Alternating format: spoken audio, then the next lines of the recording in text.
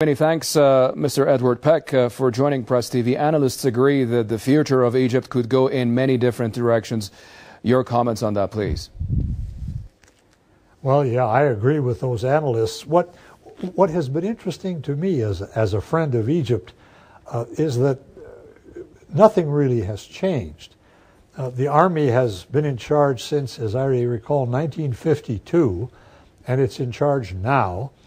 And what the protesters have succeeded in doing is removing a symbol, hosni+mubarak.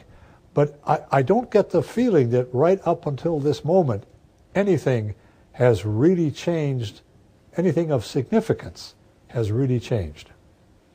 Of course, you're mentioning the army. What is the best role the military can play right now, Edward Peck? Do you think there are any chances, I don't want to be pessimistic, but do you think there are any chances that it will create another dictatorship? Well, you know, if you've served in the military, and I have served in the American military twice in times of war, military organizations around the world are organized, disciplined, hierarchical. They follow orders. That's what they're trained to do. And here they are again in the forefront of the power structure. In the past, they've been kind of in the background. Now they're in the forefront, and they are saying elections in 6 months, maybe. They're talking about changing the Constitution, perhaps. They've dissolved the parliament, yeah.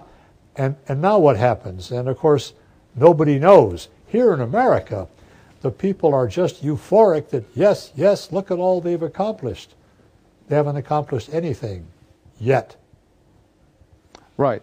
Edward Peck, Barack Obama says protecting the rights of Egypt citizens, lifting the emergency law, revising the Constitution and other laws to make this change irreversible, and laying out a clear path to elections that are free and fair are the things that should be done in Egypt. The question is, why is it that these issues are only raised only recently by the U.S.?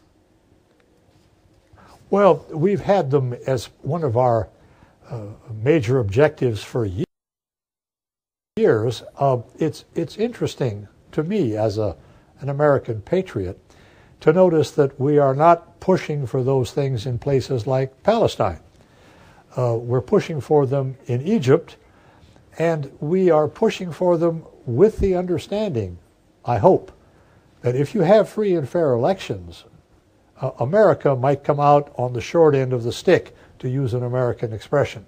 It certainly happened to us in Palestine in 2006 when I was an election observer in Gaza, and they chose Hamas, and America was upset because the Palestinians did not choose the people that we wanted. But that's what democracy is all about, and it's painful because you might lose. Right. And one final question. This whole process is all totally new for Egypt. Analysts say before elections can be held, dramatic changes are needed as to who gets on the ballot, how political parties are formed, and how Egyptians register to vote, of course. After all, significant restrictions had been placed on the political process under Mubarak's regime. How and by when would you think is Egypt going to deal with that? We have under 1 minute for that. Sir, 1 minute will do it. You'll forgive me for injecting a bit of humor, but the hardest thing to predict is the future. But you put your finger on it, the Egyptians are not used to this yet. The Americans are, and we've had troubles with our own democratic process. So what has happened now is we've had the end of the beginning, and now we're at the beginning of the end. But it's a long way to go, and we do not know yet how it's going to work out. We know how we all want it to work out. And it might, but then again it might not, because we're not the ones who make those decisions. Very well put. Edward Peck, former U.S. ambassador. Many thanks for joining Press TV.